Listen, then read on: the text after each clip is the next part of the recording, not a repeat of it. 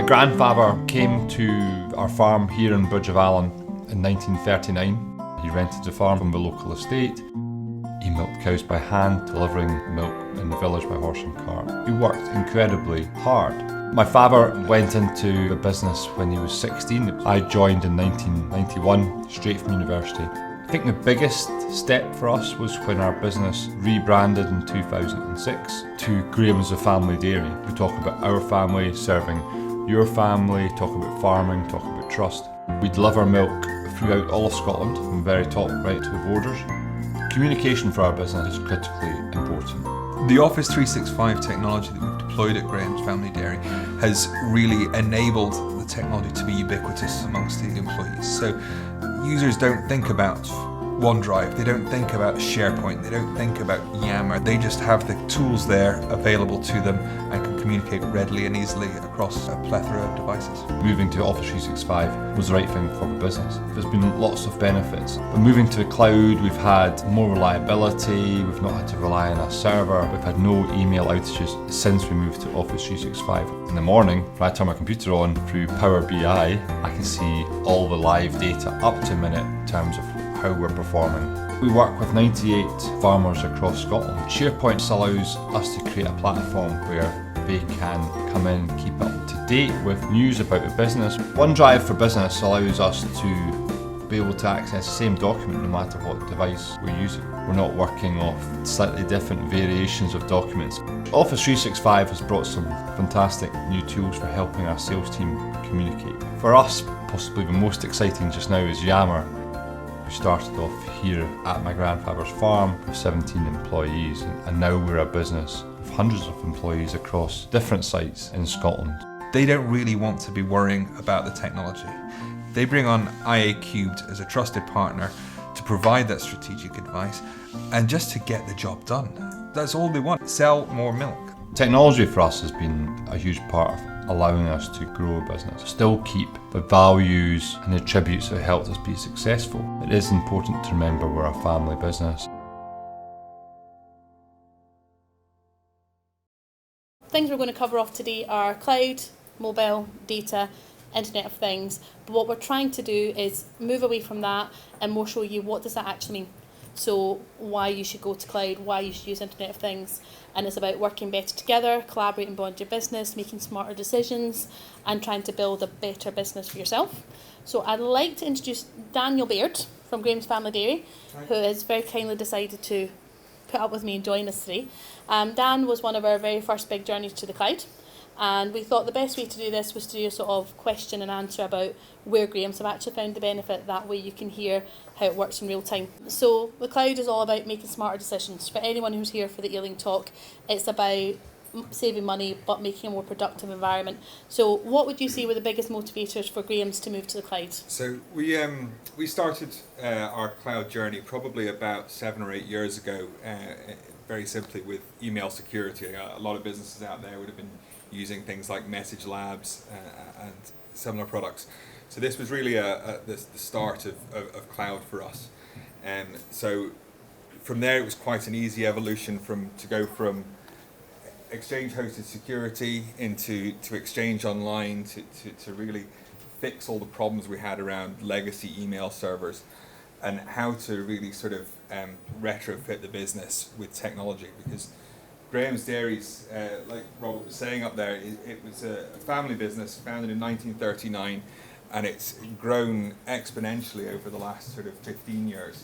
So back in sort of 2000, the company only had 70 odd employees. Now we're 700 employees with an £80 million turnover. So the technology, as you can imagine, fell behind quite substantially. So using the cloud, we were able to rapidly move into that and drive the efficiencies. Yeah, that sort of moves on to the next one. So how have you found moving to the cloud has helped Graham's not just with productivity but profitability? Do you think there's direct links between the move to the cloud and the massive growth that Graham's have experienced? So I think when a business was suffering from reliability issues, when it was suffering from difficulty in communication, moving to the cloud just made that very easy. It made it very seamless, and basically enabled the this scenario of these second-class IT citizens, they all sort of vanished. But it didn't matter whether they were in our depot up in Wick in the Highlands or down in Ayrshire in the Borders. So it's really enabled all that. Mm-hmm. One of the other big trends we're seeing just now is mobility. So we were actually doing some talking yesterday about the amount of new users and mobiles, the amount of mobile data, but Graham's the Family Dairy doesn't sound like the first sort of company you would think of in regards to mobility. So how important is mobility to a business like Graham's, and how have you used that part of the cloud? I think mobility, there's sort of two pillars to mobility in our business. There's the sales team, and we've got a team of about 20 odd guys out there. They're speaking to bed and breakfast, to corner shops, to hotels, right the way through to managing our contracts with Waitrose and Marks and Spencers and the multiples and Scottish Prison Service, NHS, every kind of customer you could possibly imagine. But these guys are able to, I mean, we saw up there a chap called Max on his iPad in a ScotMed store in Edinburgh, and they're just able to get that communication so much easier. They're able to access their sales documents. But also on the operations side of the business, we have these 250 vehicles delivering milk to 7,000 customers every day. And when we started this journey, we were going out there with printed delivery notes on carbon copy paper, and people to sign for these delivery notes. So we had, and you can imagine in sort of 5 o'clock in the morning in Inverness, a guy going out there with duplicate paper, getting his delivery signed off, with modifying it with a pencil, handing top copy over to Dougal, putting it in his pocket, walking back to the van. It gets soaking wet, and we had a team of guys fitting that data back into a database when we got back to the depot. So by implementing cloud-based mobility, these guys are going out there with handhelds, they're getting live data, we're getting live information on those deliveries, and that's really driven efficiencies in that side of the business. Yep. How has the mobility helped in regards to engaging users across the business? So, you've seen Robert was talking there, he was talking about our family servicing your family, about this ethos of how do you keep a business feeling small? How do you the farmhouse that we saw there, that is actually our head office. The MD's office is his childhood bedroom. So he wants to keep that close-knit feeling, and to do that we've got to make the communication really easy, and the mobility's just helped us do that. One of the things that's going about recently, and particularly we've been a focus on today, is data, big data. Again, I don't think Graham's is the first thing you would come to mind when you're talking about big data, but as Robert was talking on the screen about having the access to analytics, etc., how's that sort of changed the landscape of Graham's? What are you using data for, and how are you finding that's helping you? So we use data in many areas of the business. I think what you saw on the screen there with the map of Scotland and all the Power BI stuff going on there, that was all about milk volumes. So we have the milk business is quite a difficult business. You've all seen in the press recently about milk prices. We try and pay the highest pence per litre for our milk as possible, but we've got to be. And the supply and demand issue in the dairy industry is difficult because the cows produce a volume of milk. It doesn't matter if you stop buying milk, the cows are still producing the milk.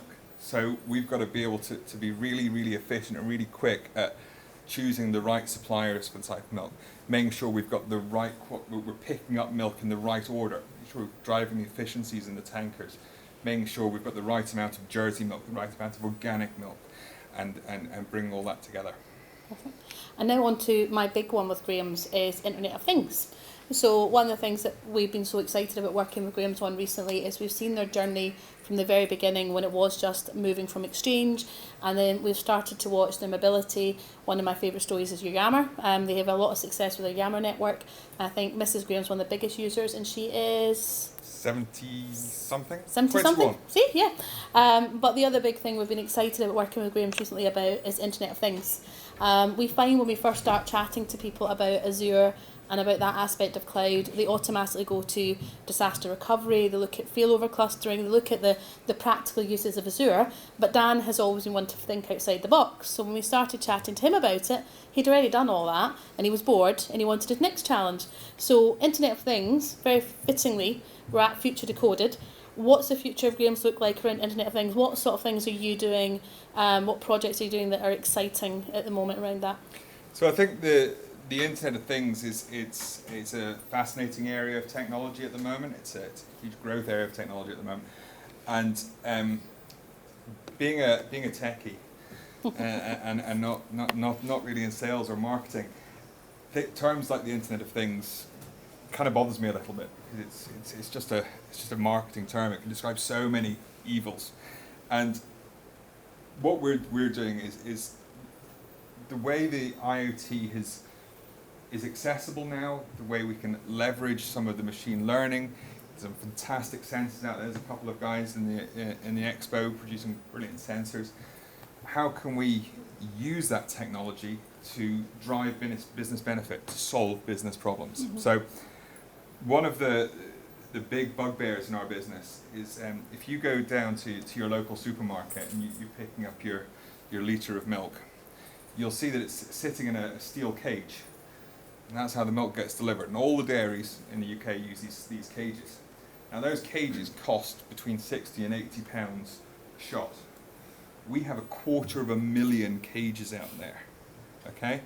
Now we're going out, we're delivering milk. We take our cages in, our cages have got stamped Graham's Family Dairy on them. But when, say, Wiseman are out to the same customer, they might just collect all the cages, and they might collect our cages as well. Now our cages then go in the back of the Wiseman lorry, and then suddenly it's down in North England, and we've lost that asset. And when the asset is more valuable than the actual milk that sits inside it, we've got a problem, right? So we had to try and find a way to resolve that, and customers, other dairies were picking up our cages. Customers are using the cages to store their products in their stock room, store them as rubbish cages. People were even stealing them for the scrap metal value, because obviously scrap metal is quite high at the moment. So one of the projects we're looking at the moment is about tracking these. So we're putting in chips onto the bottom of the cages, RFID sensors in the back of the truck, so we know exactly when a cage has left the truck and who is therefore responsible for that asset.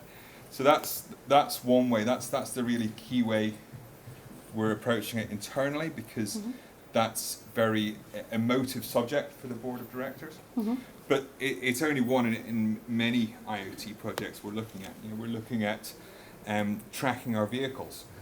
We currently track our vehicles, but we're not leveraging as much of the data out of that. We're not doing any of the predictive maintenance. We're not driving the efficiencies for route optimization. We've got one system for monitoring the speed of the vehicles and the location of the vehicles. We've got another system monitoring CCTV on the vehicles, and we've got another system recording the temperature in the fridges in the vehicles. But can we bring all of that together? Can we start leveraging some of the data in there? Even just knowing which drivers we need to train on closing their doors better. If they're going delivering to a customer and they leave that back door of the fridge open, the milk's getting warm. That's no good. So we need to leverage that.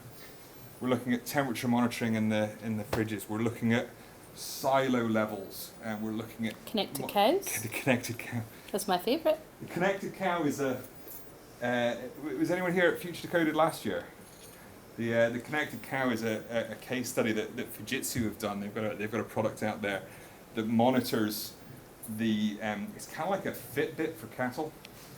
So they strap this pedometer onto the cattle, and by analysing their movements, they can predict when the cow is essentially in heat, and when to inseminate the cow. Now, if a cow is in heat for 12 hours, they know that the optimal time is 6 hours through that gap. They know also now that 20 minutes before midnight, say, you're more likely to produce a female calf, and 20 minutes after that, you're more likely to produce a male calf.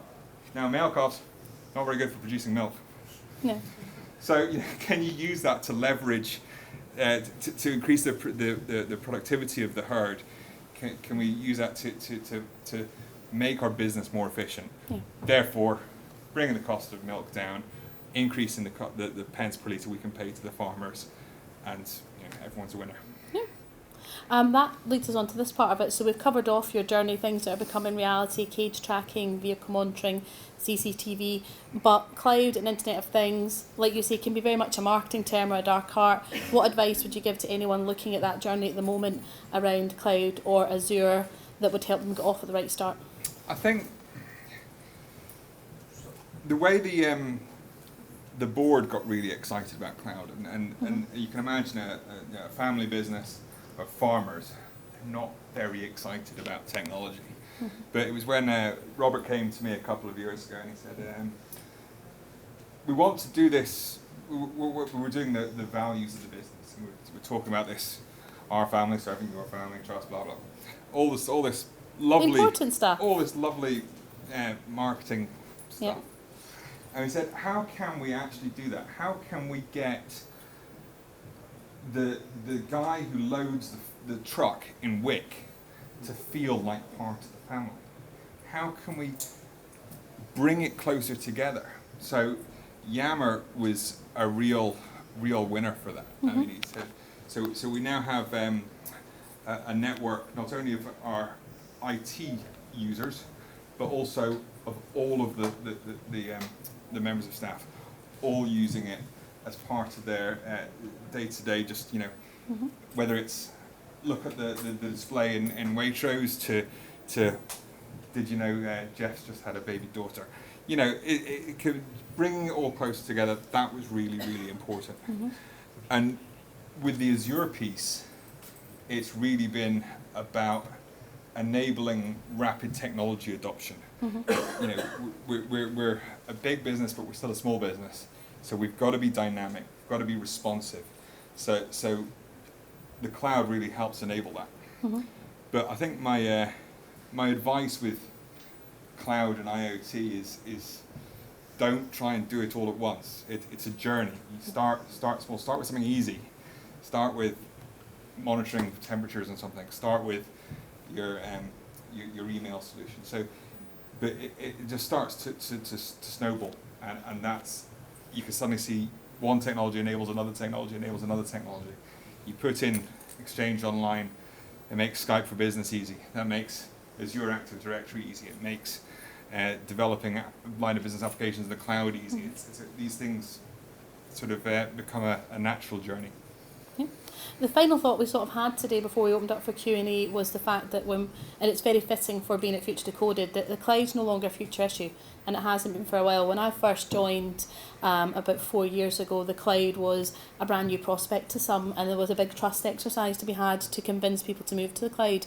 But since then, we've proven a lot of the model, and it's now here. So I think, reiterating some of the points from earlier on, it's about making the right decisions. It's like Dan said, it's picking the right project to start with, picking the right partner to work with, leveraging the Microsoft relationship to make sure you're getting the right expertise.